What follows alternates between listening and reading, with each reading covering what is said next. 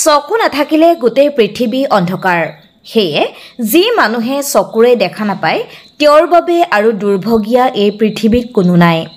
প্ৰত্যেকজন লোকেই জানে বা বুজি পায় পৃথিৱীখন কিমান ধুনীয়া কিন্তু ইয়াক মুক্তভাৱে চাব বিচাৰিলেও পৃথিৱীৰ সৌন্দৰ্য চাব নোৱাৰে সকলোৱে আসাম ফুটবল এছ'চিয়েশ্যনৰ সম্পাদক তথা বিটিআৰৰ মুখ্য কাৰ্যবাহী সদস্য প্ৰমোদ বড়োৰ OSD ডক্টৰ সংগ্ৰাম ব্ৰহ্মই চকুৰ ৰোগত আক্ৰান্ত লোকসকলক প্ৰদান কৰিছে চকুৰ চিকিৎসা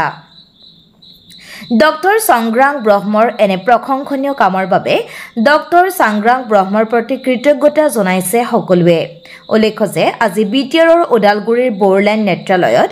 11 গৰাকী চকুৰ ৰোগত আক্ৰান্ত তথা চকুৰে কমকৈ দেখা পোৱা লোকক পঠিয়াই ডক্টৰ সংগ্ৰাম ব্ৰহ্মই চিকিৎসকৰ দ্বাৰা চকুৰ চিকিৎসাৰ ব্যৱস্থা কৰিছে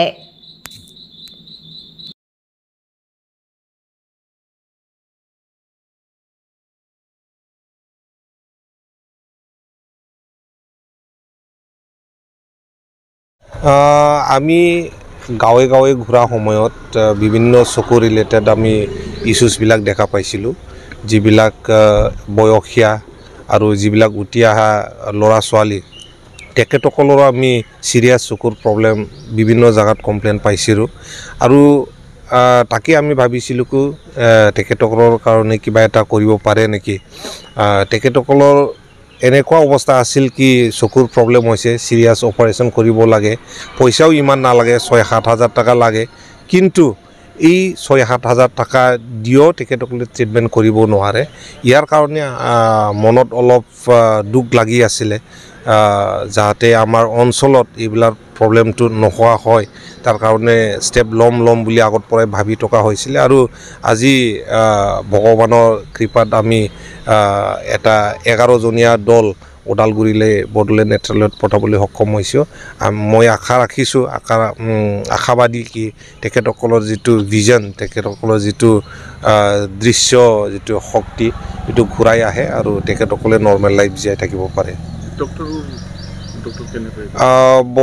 বৰলেণ্ড নেত্ৰালয় যিটো ওদালগুৰিৰ ডক্টৰ তেখেতে যথেষ্ট এক্সপিৰিয়েঞ্চ ডক্টৰ আৰু আমি আশা ৰাখিছোঁ তেখেতসকলৰ ট্ৰিটমেণ্ট তাতে ছাকচেছফুল হয় অপাৰেশ্যন ছাকচেছফুল হয় আৰু তেখেতসকলৰ যিটো দৃশ্য তেখেতসকলৰ যিটো ভিজন ঘূৰাই আহে ইয়াত যিবিলাক চকুৰ মানে বিশেষভাৱে বেমাৰীসকলক লৈ আমাৰ ইয়াত লোকেল ৰুণিঘাটা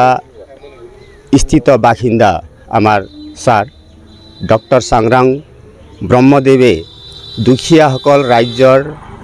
অলপ সহায়ৰ কাৰণে যিবিলাকে চকুৰ বেমাৰ হৈ আছে তেওঁলোকক অলপ তেওঁলোকৰ ঔষধৰ কাৰণে বা চকুৰ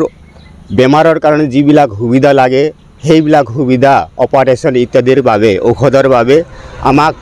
আৰু মোৰ ছোৱালীও এজনী আছে তেওঁলোকক মানে আজি ওদালগুৰিলৈ লৈ ডক্টৰক দেখুৱাই যিবিলাকৰ যি ঔষধৰ দৰকাৰ হয় আৰু অপাৰেশ্যনৰ দৰকাৰ হয় এইবিলাকৰ কাৰণে ব্যৱস্থা ল'ব বুলি আমি ইয়াত গোট খাইছোঁ আৰু আমি সকলোৱে তাত যাবলৈ এতিয়া প্ৰস্তুত হৈছোঁ সেইকাৰণে ছাৰক শ্ৰীযুত ডক্টৰ সংগ্ৰাম ব্ৰহ্ম ছাৰক মোৰ তৰফৰ পৰা আৰু আমি ইয়াত উপস্থিত বেমাৰীসকলৰ পৰা তেওঁক মানে বিশেষ অশেষ ধন্যবাদ জ্ঞাপন কৰিছোঁ এইখিনিকৈ মোৰ চমু বক্তব্য দিছোঁ